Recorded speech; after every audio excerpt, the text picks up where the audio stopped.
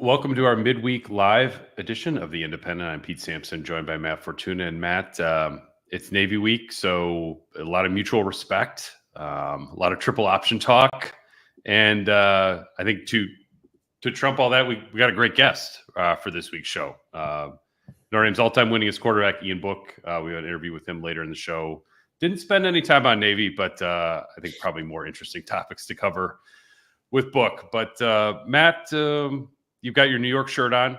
I guess it's I don't know if it more of a New Jersey vibe this week. New York next month. But what's the vibe check heading towards this weekend for you? The vibe check's great over here. New York is back, Pete. The Liberty won the WNBA championship. The Yankees are in the World Series. We'll ignore the Knicks losing last night, but most excited I've been for a Knicks season in a long, long time. Charles Oakley's who I'm wearing, by the way. Okay. And, you know, the Giants and Jets suck. They're a combined 1-6 at MetLife Stadium, but Notre Dame's going to go there, or maybe Navy. One of them's going to come out of there with as many wins as both those teams have combined. Somebody is going to the playoffs from that stadium. It's funny. It's like, not sure who. I got asked yesterday, what are the playoff implications for this game? I'm like, wait, for who? Because if Navy loses a close game and then wins the AAC, they might make the playoff this year. If Notre Dame loses, it gets very, very tricky. And if they lose this one, I have to imagine there would be another loss down the road for them if they're not beating Navy. But the playoff talk, I'm sure we'll have plenty of it because it's an ESPN broadcast. Yeah. Our friend can I beat the ESPN producer to my percentages, since we have somebody at the Athletic who does these kinds of things? So we'll say it once and then we'll repeat it 27 more times during the show. If with a win, Notre Dame has an 83% chance of making the playoff.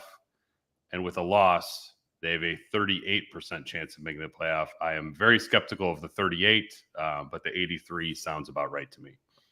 Yeah, so it's Sean McDonough, Greg McElroy, Emily McGrath, the playoff number 2 broadcast crew for ESPN. So it should be a great broadcast. Hopefully a little less playoff talk, although with both teams technically in the mix, I don't know if we'll get that. But who'd you just say? Austin Mock? Yeah. From the Athletic? Yeah. Okay, so I assume when ESPN keeps talking about playoff, it's based on FPI.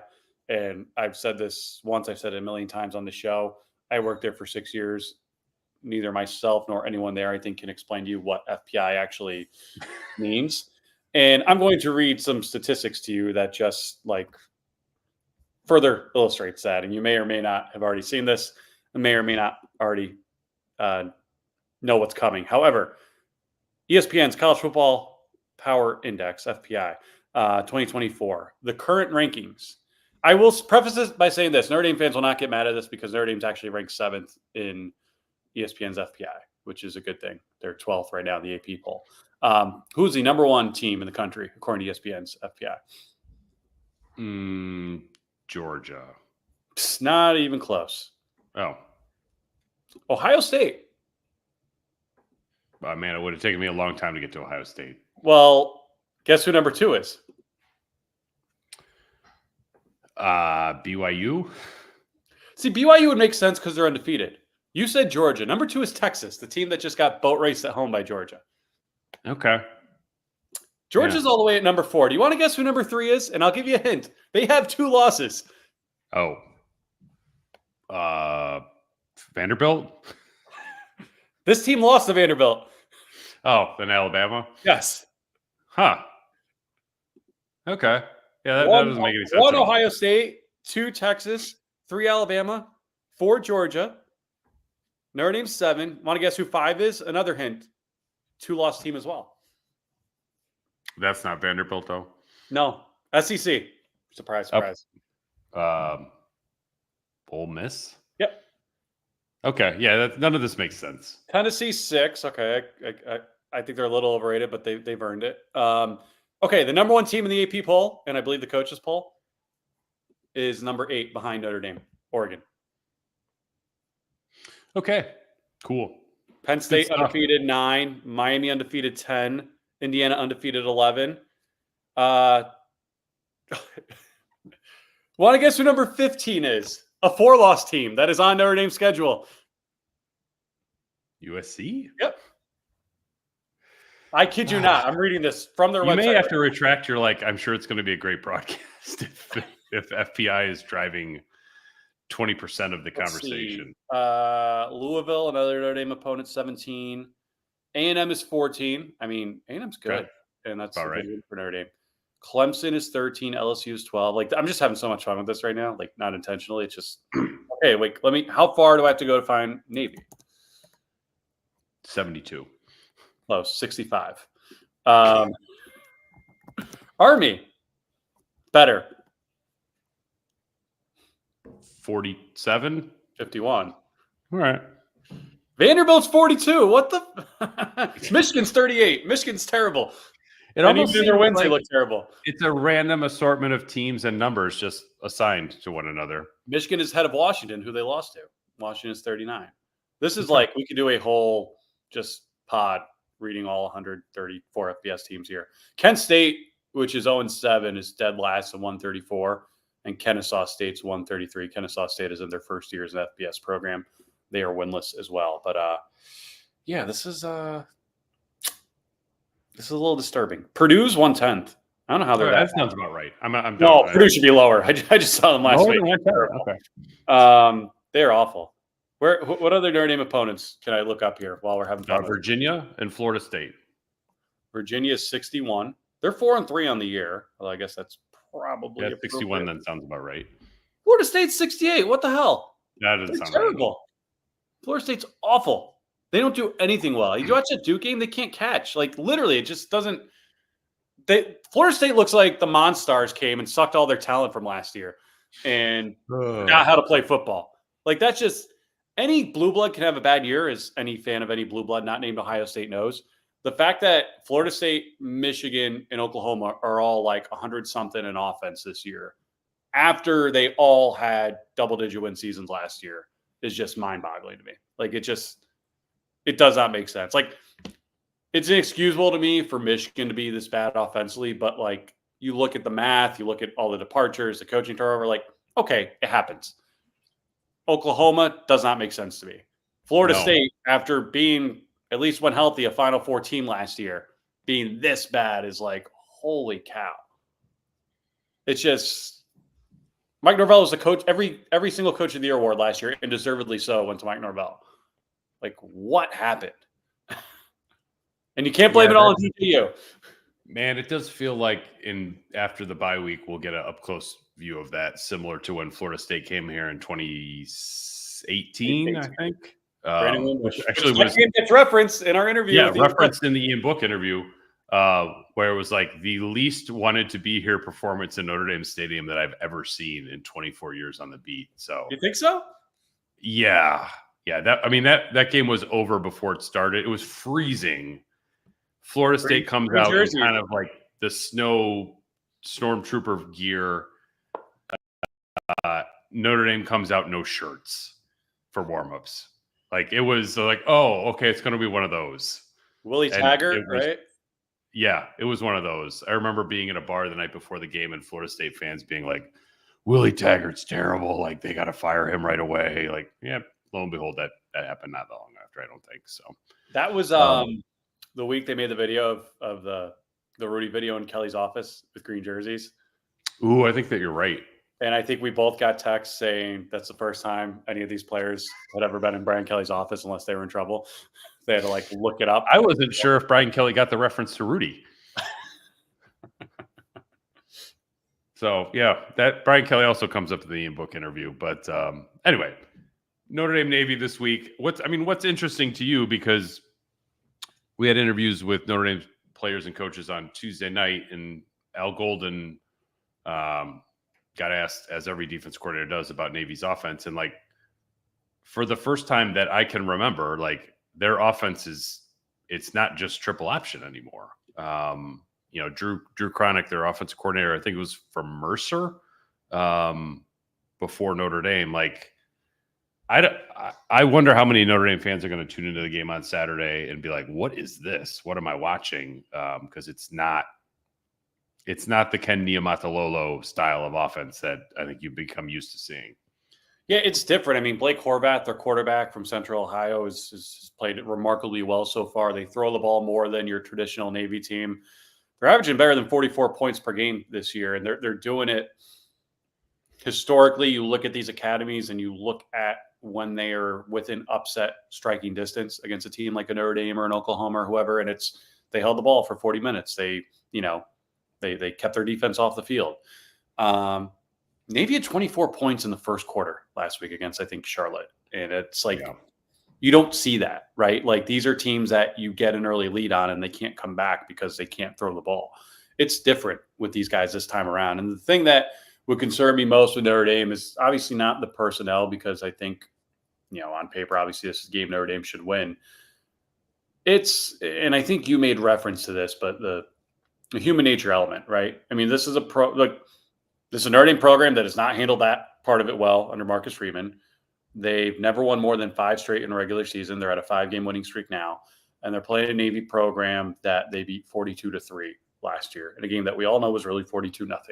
And so how do you, especially before the bye, just like lock in and know that everything, despite everything that's gone on the first half of the season, and a lot, both good and bad, has happened, everything they set out to accomplish preseason against all odds in some ways is still right there in front of them. And if that means Navy's a tough game and Florida State isn't, so be it. Like, your focus needs to be on Navy, and you cannot just take for granted that this is another service team, another option team that you should be able to beat, because they did that 2 years ago and that got very dicey in Baltimore. I do think this is kind of one of those handle winning games that Marcus Freeman referenced earlier in the season. I don't think it actually made any sense relative to coming out in the second half at Purdue and playing well, like handle success. But I feel like Notre Dame's had some success now. Like, they've played well in all 3 phases much of the last couple weeks. They played well defensively the entire damn season. So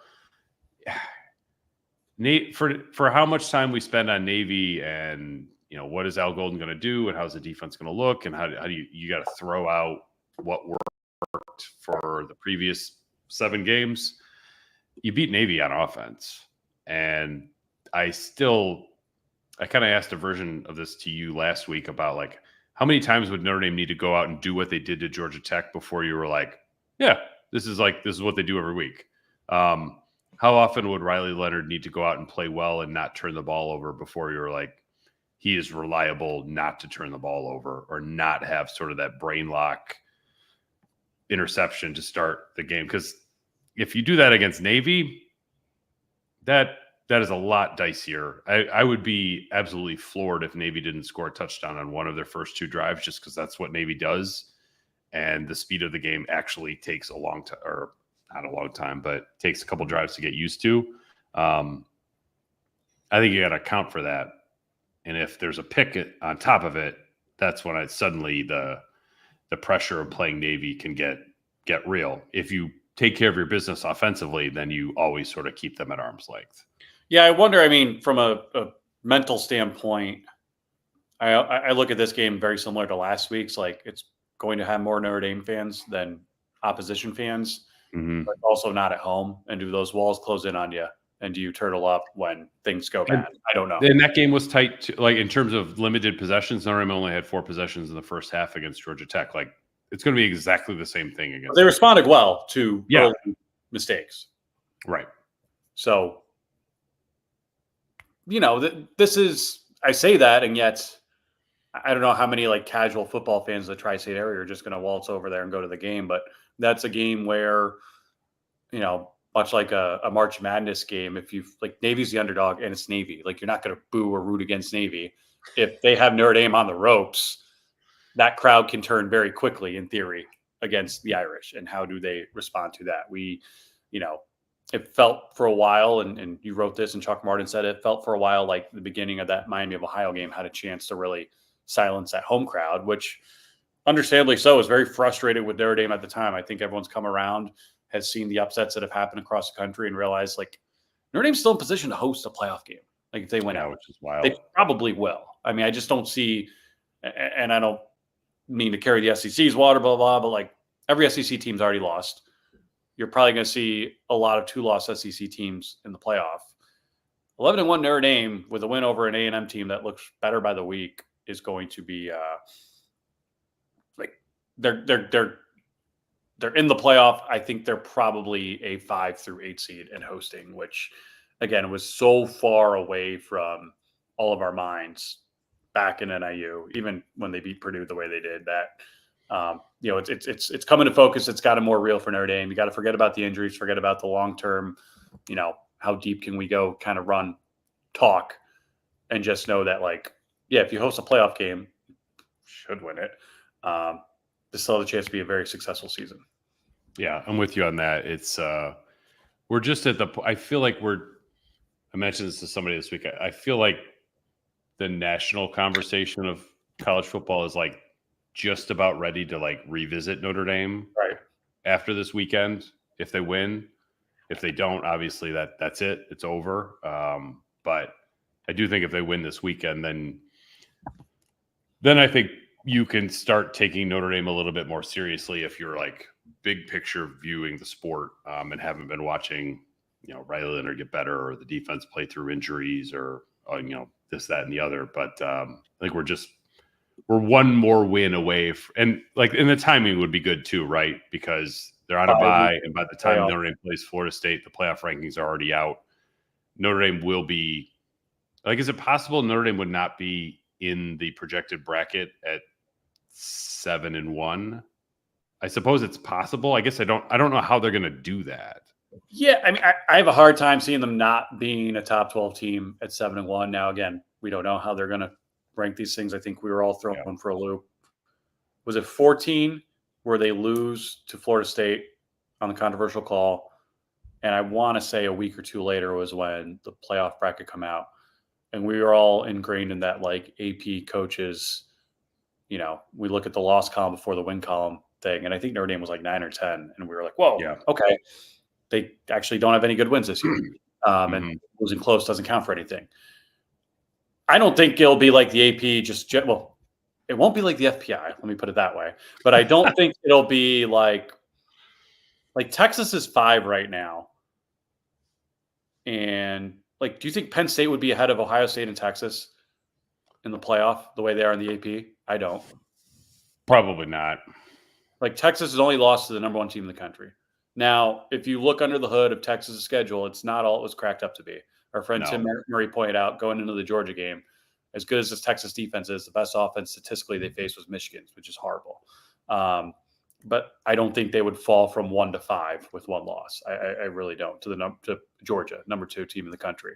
I'm not even Oregon, I think, has earned the right to be number 1. It wouldn't shock me if Georgia was 1. Not that you can just pretend the first half against Alabama didn't happen, but when you take a step back, look at what they did to a really good Clemson team, that body of work is very, very impressive, no matter what you think of Georgia. So I think the AP right now is still in that reactionary, look at the loss column. We're going to, rank teams according to that. Whereas the committee's always taken a step back, start from scratch approach, and each week's its own kind of being. So I do think it'll look different, but if Indiana wins out, they'll probably be ahead of Notre Dame. I know that schedule's not much, but they're absolutely dominating opponents, and I think that counts for something. Well, they would have a win over Ohio State. Is that in 2 weeks? I believe that is in 2 or I'm not sure. If it's they're not. I don't think they're going to beat Ohio State. I could be wrong. Will BYU between now and then, you've got Ohio State, Penn State. I would expect Notre Dame to be ahead of the loser. Yes. So that's one. You've got, I think the other big one this weekend is certainly LSU A&M. Yes. If A&M wins, Notre Dame's ahead of A&M, but they're also ahead of LSU. So at that point, if you can get those 2 results to Ohio State, Penn State's going to go one way or the other regardless. But if A&M wins this weekend, I think that will all but assure that Notre Dame would be in the top in the projected bracket, whatever ESPN and their dog and pony shows on that Tuesday night, which there are other things going on. So if people are distracted, I understand. All right, here's one for you, because I know this is your favorite team and coach. Pittsburgh plays Syracuse this week, and then they go to a ranked SMU team next Saturday. What would they be? 8-0? 9-0? They'd be 8-0. They're 19th right now. That's pretty low for an undefeated power team. which actually has some quality non-conference wins. But 8-0 Pitt with ranked road win at SMU. Road win, I think, or no, home win over West Virginia, road win over Cincinnati. Even Syracuse, who I think they'll beat, is 5-1, I think. Like, versus, I don't know. I mean, I wouldn't. They beat Cal by 2 points when Cal missed a field goal at the end. But I guess beating Cal is better than losing to Northern Illinois. Cal's USC. They have 4 losses, and all of them are by it's like 2, they 3, beat 4 points. Cincinnati by a point. They beat West Virginia by 4. They beat North Carolina by 10. Pitt and Syracuse or Cal by 2. Like, it is one of those quirky things, though. Like, if Pitt wins against SMU, I'm sure they will lose to Clemson, but there's a decent chance they'll finish 11-1 and actually not be that good. But yeah, I mean, I think you could say you that. You gotta acknowledge that when they're in the ACC championship game against Miami. Well, no, because it'll be Miami Clemson. Well, if Pitt beat Clemson, if they beat Clemson, yeah. No, you're right. Good point. It's just like I think there's a lot of unintended consequences of the playoff expanding with the mega conferences about teams that don't actually play one another. Like, I thought that the lack of divisions would save us from terrible conference championship games, but I think you're more likely to end up with like the 11-1 really good team that didn't make its conference championship game based on tiebreakers, and then you got to evaluate them against Notre Dame. That would be interesting to sort of see how that shakes out. Yeah, I mean, I still think it's better than divisions, and I don't nothing against Indiana. Like, we're talking about the losingest team in college football history here. For them to do what they've done so far is remarkable. But yes, their schedule compared to, say, look, Purdue and UCLA are going to stink no matter who they play this year. But you look at those two team schedules versus what Indiana's dealt with, even Nebraska, not great. Penn State does not play Oregon. They get Ohio State at home. You know, they play 6 Big Ten games in 6 weeks and a couple tough road ones, but it's not what I think it would have been in the East. USC, for all the struggles, I think has gotten one of the easiest Big Ten draws you could possibly imagine. Ohio State, a terrible Michigan team, no Oregon. They're losing to Maryland and Minnesota, and we'll see what happens with Rutgers Friday. Like, there's a lot of uneven. Like, Iowa had a chance, I think, to make a run here. They're obviously not good enough to do that. Big 12 will be interesting because right now, on paper, the two best teams are BYU and Iowa State. Neither have lost, and they don't play each other. So if we're talking about a Big 12 title game between two undefeated teams, they're both getting it. I don't think there's any question about that. So we'll see. I mean, Indiana will be favored against everyone except Ohio State, and I think has a very realistic chance of going 11-1. I still think it's more likely we get Oregon against Ohio State or Penn State. But if we don't, that would be interesting. See Indiana. I mean, Kirk Cignetti showed up last year to the Big Ten title game and said, I might as well come now since we'll be playing it next year. And like, of all the crazy things coaches have said, I'm not sure I laughed harder at anything in my life than that. And yet they're on track to possibly do that. That's good. You put the tweet out, right? First state to ever have two. Yeah. It'll be a fun trivia fact when the first state to get 2 teams into the 12-team college football playoff, probably going to be Indiana. Unbelievable. Eat it, Texas. Actually, now that you say that, A&M's got a chance.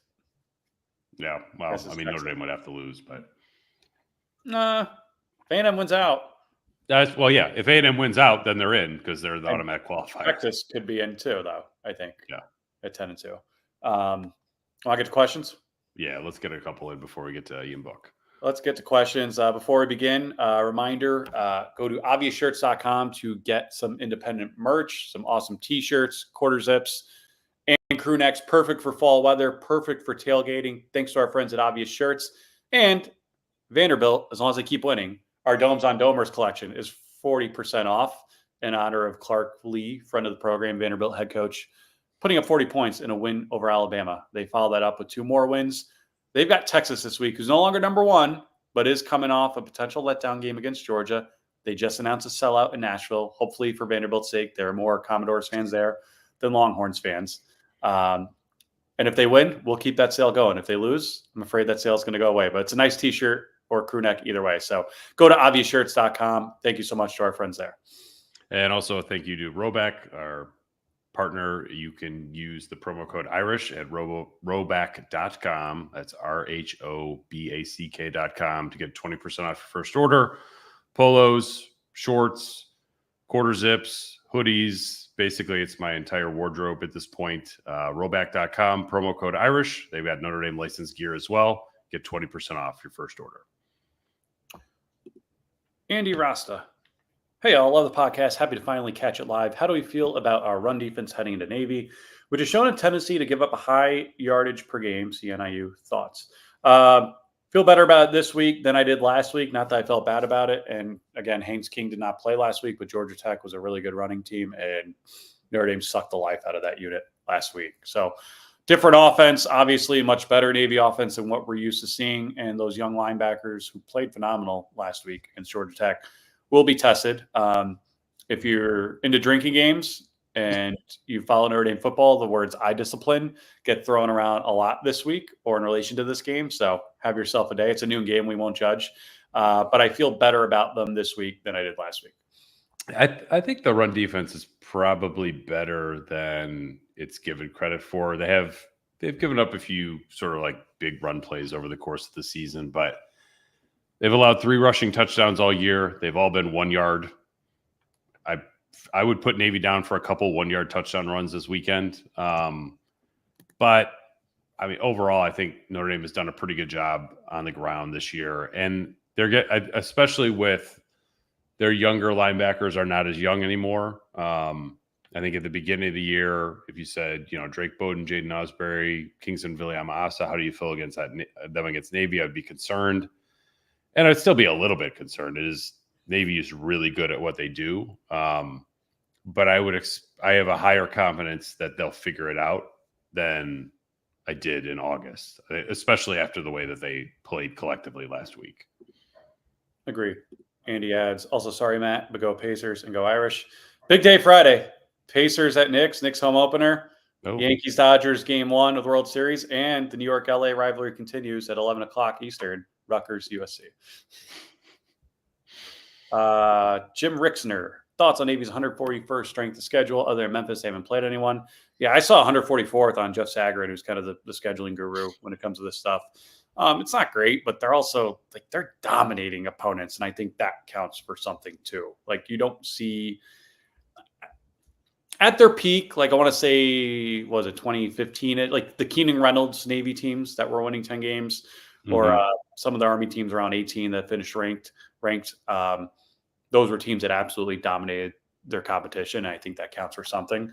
But it's interesting, right? I think both cases, Army's probably more so than Navy's. They join a conference to improve their strength of schedule. And the AAC has been picked over so many times through conference realignment that I don't know how deep of a conference that is. It's still probably the best of the rest. I mean, Mountain West, at least the top half will have something to say about that. But yeah, that Memphis game is the one that sticks out for me. Yeah, it's a fair point. I mean, Army would be dinged exactly the same way. They haven't played anybody. And I don't know. I mean, I think I agree with Matt, your point there that the way Navy is beating people makes you pay attention. That doesn't mean that this is a classically great Navy team. And I do think it's also worth remembering, when Notre Dame is good, these games aren't necessarily close games. When Navy is most competitive against Notre Dame, it's because Notre Dame is down, and this is not a down Notre Dame team.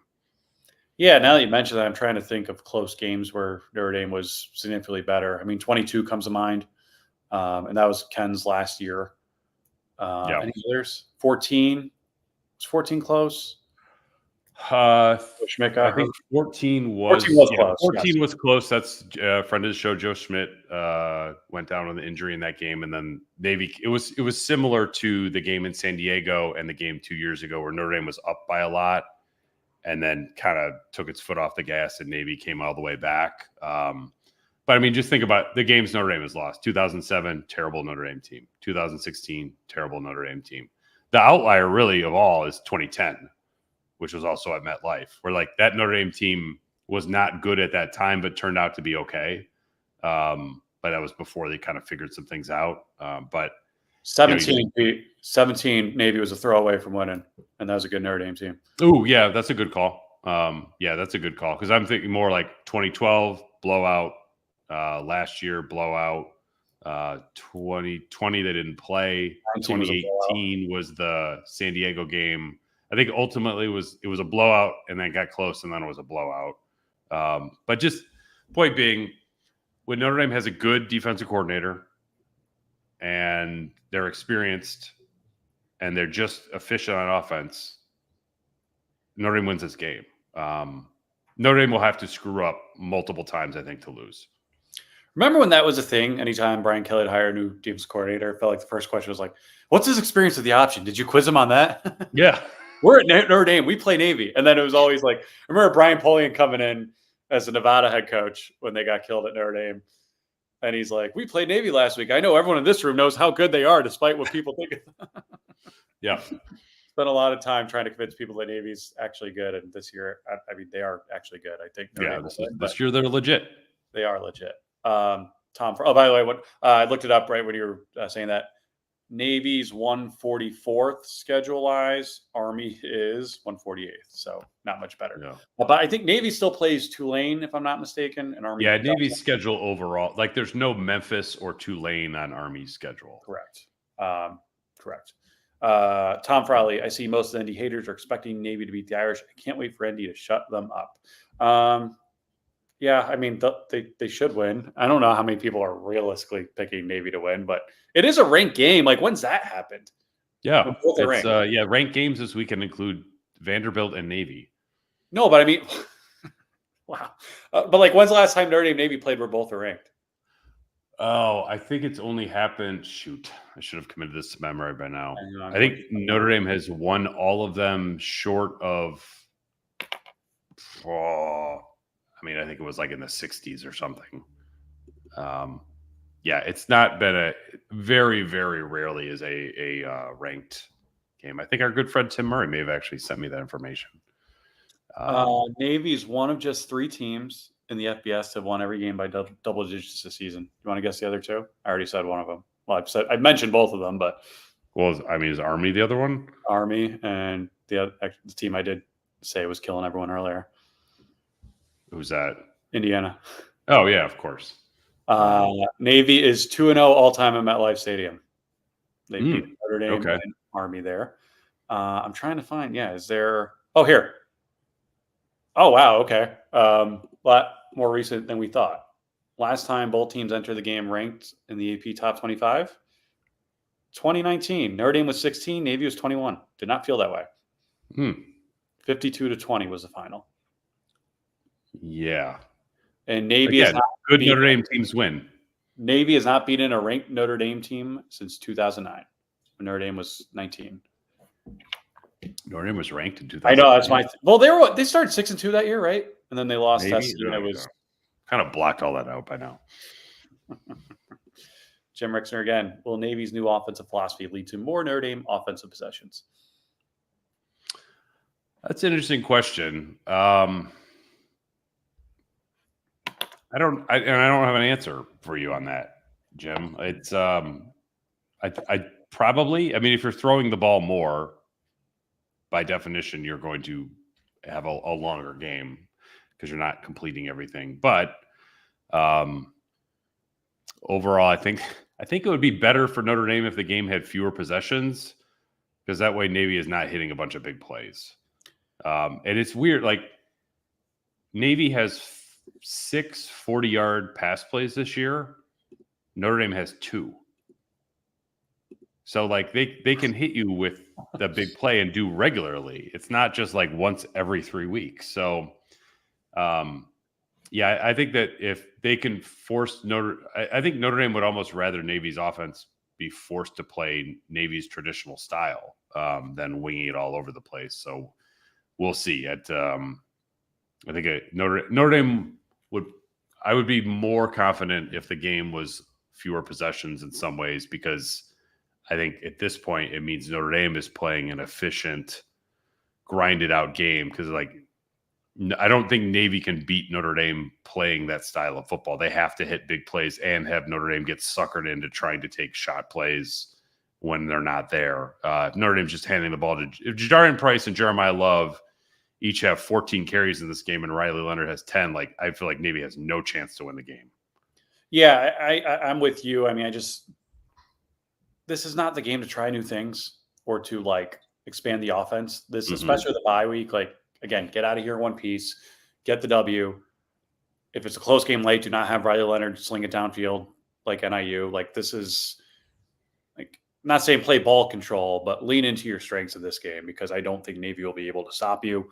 And as long as you're not giving up too many big plays on the other end, which I don't think you will with this defense, you should be in good shape. Want to get to the Ian Book interview? Yeah. Let's. We're thrilled to have Ian Book join the show. He's back in California right now. Talked a lot about his Notre Dame experience, his NFL experience. I learned a lot about both. So let's get to former Notre Dame quarterback Ian Book. Please do welcome to the show Notre Dame's all-time winningest quarterback, Ian Book, also the 11th most dog in him quarterback, according to ESPN recently. Ian, thanks for making some time. I'm sure that you got tagged a bunch in that, and I get your thoughts on being the 11th most dog in him quarterback over the last 10 years in college football. Yeah. First, thanks for having me. It's good to see you guys. I was excited. Got tagged in a bunch this weekend. I was out of town for a wedding. Had a bunch of people sending me it. Got to take a look at the list there really quickly and was pretty excited to, get recognized and be up there as number 11 and with some pretty recognizable names. So I was happy with it. Tell us a little bit about what you're doing right now. I know you're in camp with the Chiefs. I know you've got a partnership with the U.S. Marine Corps right now. What's life like right now for Ian Book? Yep, training, getting ready, just for what next opportunities. I've done a few workouts for some teams, throwing and lifting, and just staying connected with ND alumni and just kind of figure out what's next. I obviously still want to play in the NFL, and this is a long NFL season, as you guys probably saw last night. A lot of guys going down this last weekend. So staying ready for the call, hoping to get picked up here soon. And then, was able to do a partnership with the United States Marine Corps for 2 years now, helping them with some of their recruiting stuff. But a lot of guys who know me know that I know a lot of people in my family with military backgrounds, so I'm always willing to help out, and just been able to do a couple of videos for them to help out their recruiting department. Before getting into Notre Dame and sort of you moving into being a fan opposed to a player, the last few years in the NFL, with the Saints start there, with the Eagles in a Super Bowl, I think Patriots, Chiefs, like, what has that process been like? Because I don't know, like, the business side of football, if it is as sort of cutthroat as people make it out to be, or maybe even more so. Just what has it been like to sort of manage trying to kind of chase the dream?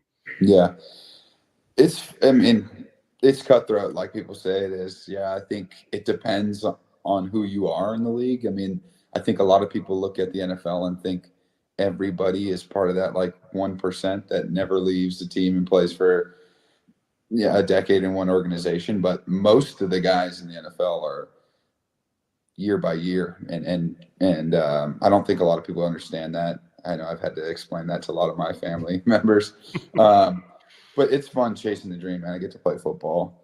Obviously, been in a few cities on a few organizations. Would love to be in one place for more than a year, but I've made some awesome memories. Learned so much. I've played with great quarterbacks, great quarterback coaches and head coaches, and then I've been able to go to a Super Bowl. So it's been quick, though. It's gone by like just so fast, and it's a hell of a journey. I mean, I'm definitely trying to find somewhere that I can stick. And there's 3 quarterbacks on each team, 32 teams. So it's a very limited number, and I'm trying to stay in it. I'm trying to, find somewhere that, I can really learn the plays and be there for a few years. And and just take off on a good start there. But it's been fun. Honestly, chasing the dream it's been cool. It's definitely exhausting. No one likes getting cut. That's a shitty part of the league. But I have enjoyed my time and enjoyed each city and each team I've been on. I've learned from some really awesome quarterbacks, so it's been cool. For the record, you've played with both the number 1 dog in him quarterback, Jalen Hurts, and the number 40 dog in him quarterback, Patrick Mahomes. So you've seen it all in your time in the NFL. But I want to touch on that last point a little bit. I mean, what's that anxiety like? Like, you could get a call right after this podcast and say you're getting signed somewhere. You could not get that call. I mean, living that life as long as you have, I think you probably persevered longer than most in that situation. What keeps you going, and how do you know when it's time to give up versus when it's time to not give up? I think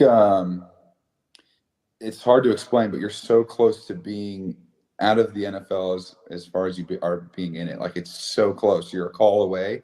You're an injury away.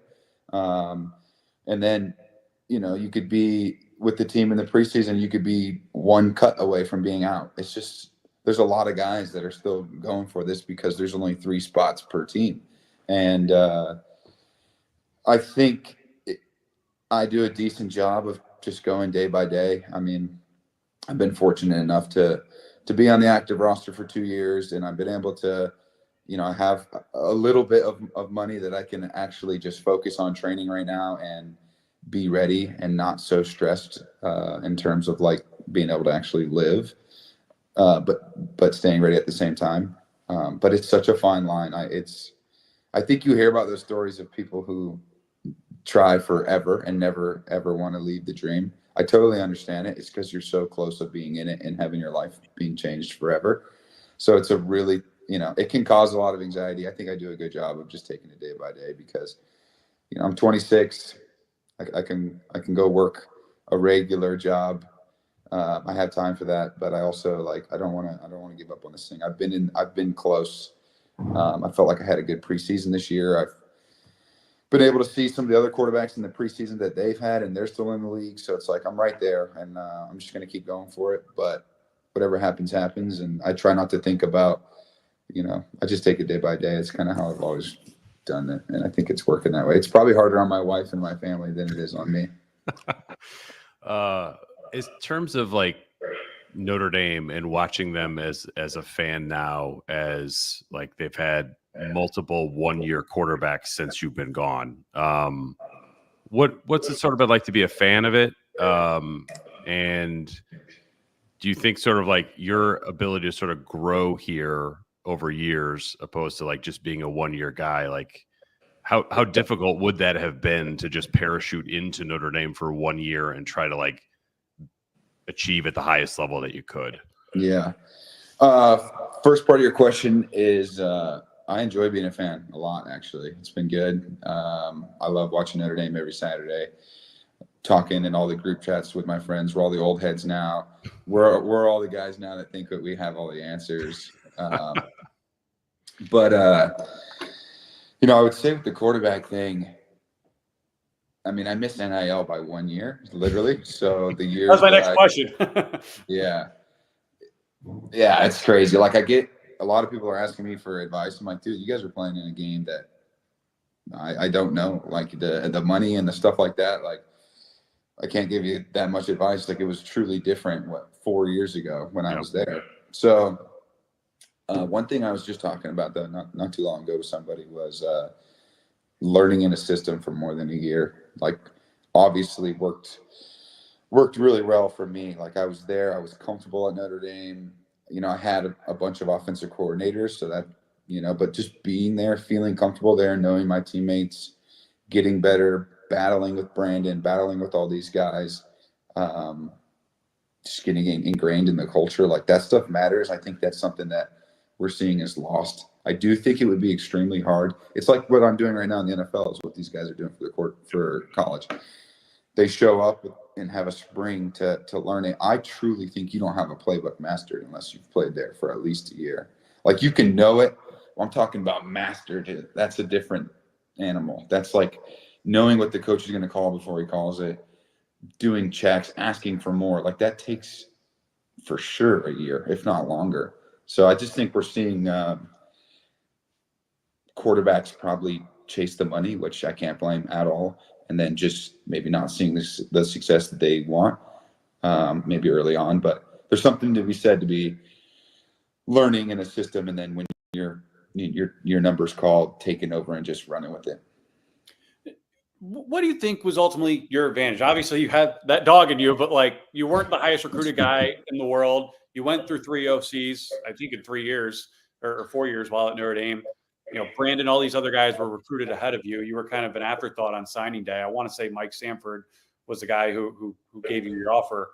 What was your mentality when you got that offer and when you committed to Notre Dame, and how did that kind of persevere through what ultimately was arguably the most successful quarterback career modern day Notre Dame history? Yeah. Honestly, we joke about it with the dog and thing, but I'm actually pretty excited to see that list because I think everything you mentioned, like chip on my shoulder it's cliche, but that was kind of my biggest thing always going throughout the years. 3-star, had a 5-star in front of me and behind me, kind of a fill-in quarterback year, which I was totally cool with. I was cool that everyone thought of it that way. That's fine. It got me in the door at Notre Dame, and that's the whole reason I wanted to be there, was to just get a chance. It was the best school I got, best education. Like I was pumped. Everyone might have been like, yeah, whatever, but I was pumped. I think just kind of being pissed off all the time that I was getting overlooked, I think that helped fuel me. And then I think I just learned and I just stayed patient and ready. I think a lot of quarterbacks now go somewhere for half a semester and they don't play and then they leave. I got there early. I knew for sure I wasn't playing my first year. I was like 6th string or 5th string. And then things happen, dude. People get hurt, people transfer. And I just kept learning. And I just felt like when I did get an opportunity, like I could play there, and just didn't want to give it back when I got that opportunity. But I think chip on the shoulder is the biggest thing. I'm interested, like the not wanting to give it back once you get that opportunity, and how that factors into maybe like the Northwestern game in 19 when you're like have a rib kidney combination, like where you're like it just sort of creates a toughness that serves you well on a Saturday that like maybe not all quarterbacks have. Is that do those things sort of fit together? Yeah. I think they do. I've always had this thing where, like, I mean, for myself, I've always thought of myself as a really tough person, but I always feel like sometimes the quarterback position is like, I mean, it's glorified and it's kind of like the golden boy type of thing. But I always wanted the guys at Notre Dame to know that, like, I was tougher than them. I just always felt like, I mean, those linemen like Rob and Tommy and all those guys, Liam, doing all the dirty work. I mean, I personally just wanted to be tough. Like I wanted them to notice and recognize that, like, I could get smacked and just get up and then talk about it or whatever. So that was something personally that I just think I always wanted to prove to them. But like that Northwestern game, yeah, even when they told me like you're going to miss 1 week, I actually remember crying, which is kind of funny. I don't cry often, but I was crying in the training room, and Coach Kelly was like, "It's going to be all right. It's just a week." And I was just like, "Holy shit!" Like, I mean, I love Brandon, but if he does good, what if I don't play again? Like, I just didn't want anyone. I wanted this to be mine. I wanted to be the quarterback there. I mean, it's selfish, but every quarterback is the same way. I mean, only one of us can play. So I think that's the main answer. Is like when I went out there, I was like, I just wanted to stay healthy and keep playing there. It's fun to play. I got that opportunity. I just never wanted to give it back. Who in your time in the NFL and in NFL locker rooms, outside of quarterbacks, I mean, who are some of those guys who maybe remind you of yourself or remind you of the linemen you played with at Notre Dame, who've really kind of taught you how to be a professional and what it means to give your all? I've played with some good ones. I mean, recently, obviously, I was just with Pat. That's a pretty obvious answer. Like the way he handled his business is pretty special. It's no secret on why he's the best. I mean, it was awesome being able to do a whole training camp with him and a preseason. Unbelievable, like super tough. Like the moment, another cliche answer, but like the moment he walks on the field, like literally crosses those white lines, he turns it on. Like he's a huge jokester. Like he's joking. The moment practice starts, he's really serious, and he's all about his business, and like let's get the best 2 hours we can get, and then we can go to joking again. So I learned that from him. Like his on and off switch is something I'll probably remember forever. I think if I go back to my time in New Orleans, just pure toughness was Taysom Hill. That dude, like, he'll play through anything too, which is awesome because he can literally play all positions, and then just taking hits and getting up. He's the guy that gets smacked, gets up, and he's like, woo, like he's all pumped up. He's got that type of attitude. So I took that from him, and I think players feed off of that toughness for sure, especially if you're a quarterback. Instead of complaining and getting off the ground all slow and blah, blah, blah, blaming a sack on your lineman, just get up and like just keep going. Those guys feed off of that. So those are the two. What do you see in Riley Leonard this season as he's sort of trying to figure it out in 1 year? Also kind of one of those quarterbacks who's run first, like they run quarterback power with him. I don't think you don't see that a lot in college football. Like when you watch Leonard, like what do you see that you like? What do you see like, okay, there's another level that he can still get to? Yeah.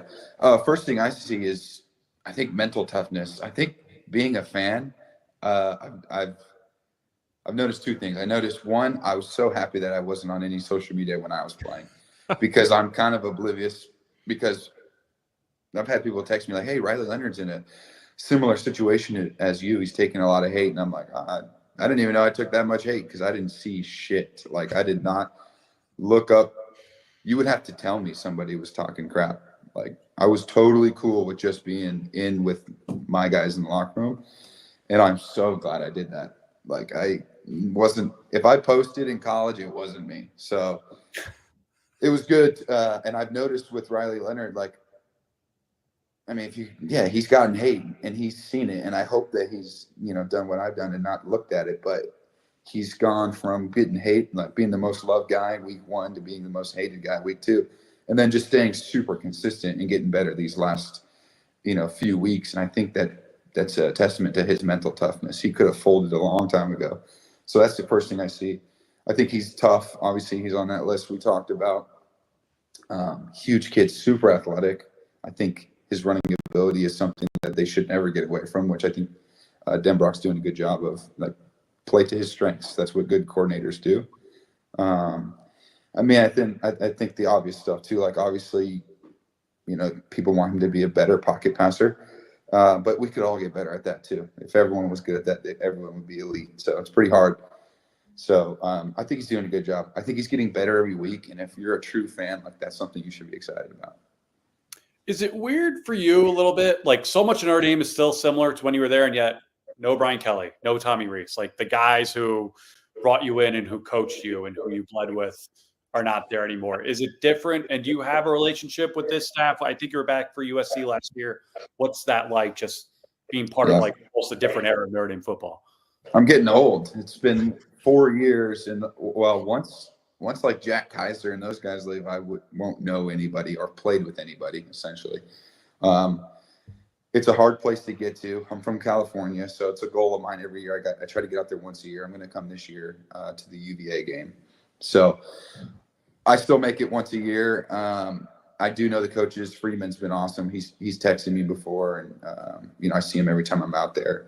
But yeah, man, I'm starting to lose connection with some people. You get old, everyone's got their life to live, and all the coaches are gone that I played with. So it's a little bit different, but I do like the staff. I like Freeman. He's been great to me. He's reached out to me every time I'm there. He's been awesome. So I'm just getting old because I'm like, dang, when Kaiser's gone and Botello, a couple of those guys, I will. Yeah, Howard Cross. Yeah, there's not a lot left. Riley Mills, once they're gone, it's like, oof. Now I don't know any of them. You may have thrown a pass to Xavier Watts, right? He was a receiver. Oh yeah, I definitely threw to Xavier Watts a bunch, in practices and stuff. And you see that for sure. I was just telling my dad, I think it was 2 weeks ago. I was like, he's a receiver out there playing DB. It's awesome. Like, his ball skills is exactly what a receiver would do, which is great. Yeah, it's your relationship with Notre Dame is now in the married in the Basilica phase, if I'm not mistaken, right? Yeah, Like, that's my bit. Yeah, and exactly. Father Nate did the wedding. He was a former podcast guest of ours as well. Yeah, he did the wedding. He was great. He was the star of the show. It was awesome. Sure, he was. He was. Yeah, Hopefully, your so bride was okay with that. yeah, no, she loved him too. I mean, he was great. We got to do, she got to meet him, and we got to do a bunch of Zooms to get to know each other more, and it was awesome. And then 2 weeks later, I went to Tommy Reese's wedding, and he did Tommy Reese's wedding, so it was great. We had Sean Crawford on last week, and he said that COVID year, you guys were exploring the idea of doing a podcast and just never really did it. Yeah. What would have been from the podcast that never was, from what ended up being a pretty remarkable Notre Dame football season? Yeah. COVID year was, I say this because I got to say this lightly because COVID affected a lot of people. I totally understand that. But for me personally, my COVID year was actually a really great year. Like, I don't know how to say that. I don't want to be rude, but just the way it all worked out was just amazing. Like, I decided to come back to Notre Dame. COVID hits. I'm freaking out because we don't know if we're going to have a season. I'm home for a 3 month, whatever. I was home for a while. We're doing those workouts. Bayless was making sure we were still doing our workouts. We finally decided to have a season. We joined the ACC. We come back. I'm a non-degree seeking fifth year, so I'm taking 3 Irish studies classes on Zoom. My professor is stuck in Ireland, so we're Zooming. I can only go to 2 places, Chipotle and the facility, and I just did that every single day and really treated it like I was truly gearing up for an NFL season. Like, that was why I came back, was to just put everything into football. I didn't do a master's on purpose. Like, I was going to go everything in football, try to get drafted as high as I can, and just make it a professional year. And I just truly acted like it was a professional year. And it was just no one better to do it with than Sean, who decided to come back as well. Both wanted a shot in the NFL. And we just watched film, played football. I was in the Goog all day. I was in every meeting, team meetings, staff meetings.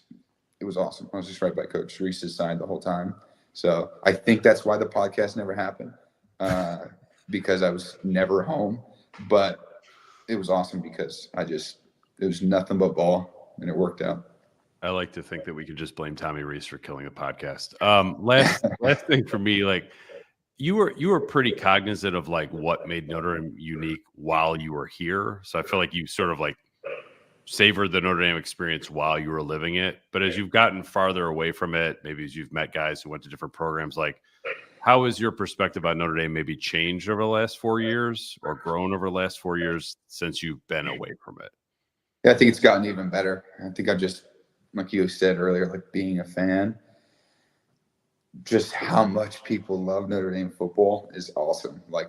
If I just wear something Notre Dame anywhere, somebody says something, airport, Italy for a honeymoon. If you wear your Notre Dame monogram, people say something. I know for sure after playing with a lot of guys that just doesn't happen everywhere. A lot of people don't value the tradition and football and everything like Notre Dame does. So being a fan, I've really seen that. I'm not going to lie, coming back to a game 3 years ago for the first time as a fan, just seeing the tailgating, I think that's something I was like, this is crazy. Being in the stadium, watching a game, either from a seat or from the box, just getting all those experiences. Notre Dame is a special place. It's one of the most important decisions I ever made. Obviously, it's one of the best decisions I ever made. And I just think the care factor for people who love Notre Dame football is at an all-time high. We'll get you out of here on this. I believe your only other power conference offer was from Washington State, which in some ways couldn't be any different from Notre Dame. They were coached, obviously, by the late, great Mike Leach. Do you have any great Mike Leach stories from your recruitment you could share? And do you ever think, what if? Because you would have thrown for 8,000 yards in his offense. Yeah, of course. I really thought I was going there. I've told this many times, but back in my day, that's funny to say that now, but back in my day, when decommitting was pretty looked down upon, I would say. Now it's pretty common. But back then, when I committed, I did the classic Twitter post. I'm 110% committed to Washington State. And I meant that. Like, there's no way I was changing. And then everyone knows the story, whatever. Sanford calls me, and I ended up taking a visit to Notre Dame. It works out. But when I was committed there for 3 months, I went on my visit. Mike Leach, he was awesome. He was like, it's hard to explain, but we're in his room. We're not talking any football. He's got a big like pirate mannequin. He loves pirates. So that was kind of cool. I was like, okay, we're talking about, I remember he talked to my dad for like 20 minutes about, I want to say it was Sacagawea. Like, he loves talking about, I think it was, I can't remember, but it was definitely something along those lines. And then he was like, hey, let's go to the top of the building and let's get a good look of Pullman, Washington. And I was like, okay. Well, we went on like the sketchiest side ladder of a building, the one that like literally a ladder on the side of a gymnasium. And we climb all the way up it, me, my dad, and him, and we go to the top of this building. I thought maybe it was going to be like a football room or something. No, we were just on the top. It would be like being on the top of the Goog. Like, no one goes up there, like the roof. So we're just hanging out on the roof and just looking around. And I was like, I wonder if he takes his recruits up here, or if he just felt like doing it that day. But it was hilarious. And by the time we got up there, super sketchy. We were just hanging out on the roof, and he was awesome. He was really obviously a great offensive mind and great person. But I think one of the coolest things too with me was making that call as a 17-year-old or however old I was pretty nervous. I remember it took me like 3 days to call him to say that I was decommitting. And I think this just speaks volumes to who he was as a person. He could have easily started screaming at me on the phone. When I told him Notre Dame, he was like, he kind of understood. He was like, okay. He's like, oh, wow, Notre Dame. He's like, dang, we're sad to lose you. But he kind of understood, like, oh, this is Notre Dame calling, which was kind of cool because I was on speaker with my dad. I needed my dad's help for sure. And I was expecting him to just go in on me, and he didn't. So I was like, I really appreciated him after that. He sounds just like Brian Kelly. Yeah. Yeah. So, yeah. Trying to imagine Brian Kelly leading anyone up a ladder to a roof, but it would be like literally, I'm blanking, but what was the old indoor they don't use anymore? What was that called? Like Loftus or something. Loftus. Yeah. It would be like going on a side ladder on the side of the building on Loftus on like a snowy day. Not safe. So we went up there and just hung out and talked about Indians. And I know he's followed a squirrel home. Like, he was an interesting guy. And then full circle, like I played in Philly with Gardner Minshew, who became a really good friend of mine, and he was awesome. And Gardner and Coach Leach are extremely close. And just being able to talk to him about his stories was great. And I was like, hey, I don't think the years would have. Actually, they would have, but maybe they wouldn't have got Gardner if I was still at Washington State. But it all worked out, so it was cool. I liked him, and it was definitely a really sad moment. I was with Gardner the day that he passed away, so it was a sad day. Yeah, that's an incredible story. Well, Ian, we appreciate you making some time. Best of luck with the NFL and finding your next spot. Thank you. Great chatting with you, and appreciate the time. Yep, thank you guys. Appreciate it. Thanks, Ian. All right, so who had Sacagawea making an appearance on this podcast in their random names pool? Here's our friend Ga Wong, friend and sponsor of the program, Mike QB1. Yeah, I think a lot of people. I knew this would happen. It happens to everyone, obviously, but you talk about a guy who was underappreciated in the moment. Oh God, yes, is popping up on dog and him rankings. But it's hard to do better than being the winningest quarterback in Notre Dame history, to be a two-time captain, to lead them to 2 playoff berths. I mean, it was a remarkable run and always a great, insightful interview. A guy who I think really clearly does not get rattled by anything. And to hear about Patrick Mahomes and Mike Leach in one interview. Yeah. Very, very interesting. Yes. Yeah, he's great. All right. So this weekend, who you got? Notre Dame. The spread's 13. The over-under's 52. I've got Notre Dame 31-14. I think they give up a touchdown early. I think they figure things out for the most part. I think the offense moves the ball decently enough. 52 to me seems very high for an over-under with this game. Like, I have a hard time seeing it be a shootout. I don't think Notre Dame does whatever it wants offensively, the way it seems like it's been able to the last 2 weeks. Nor do I think they try to do that. I don't think, I mean, this is not an explosive offense. It's not a big play offense. I just don't think you're going to see that happen this week. So I think it's another workman-like victory, maybe some scary moments at the beginning, a little bit like Georgia Tech, but I think Notre Dame ultimately prevails and covers. I'm close to you on that. I got 35-21. I think that Over. it will be a game at halftime for sure. I also think like Notre Dame will have to stay aggressive. It's not, I'm talking about like going for it on fourth down, which Marcus Freeman naturally does anyway.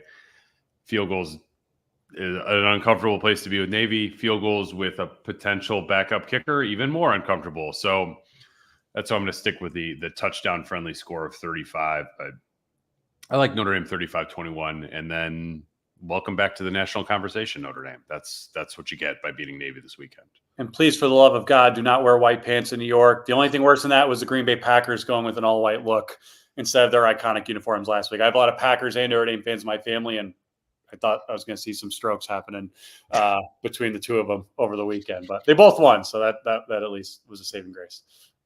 All right. Well, on that note, we'll wrap up this episode of The Independent. Thanks again for Ian Book for joining the show. Thanks for everyone who hopped on the live channel. I think we're going to we'll hopefully get back to our noon slot next week on the bye, but Matt and I will be back together Saturday early because of the noon start. Praise the Lord with a live post-game Notre Dame-Navy. We'll have a lot to talk about one way or the other. So until then, he's Matt. I'm Pete. Thanks for being with us on the latest episode of The Independent.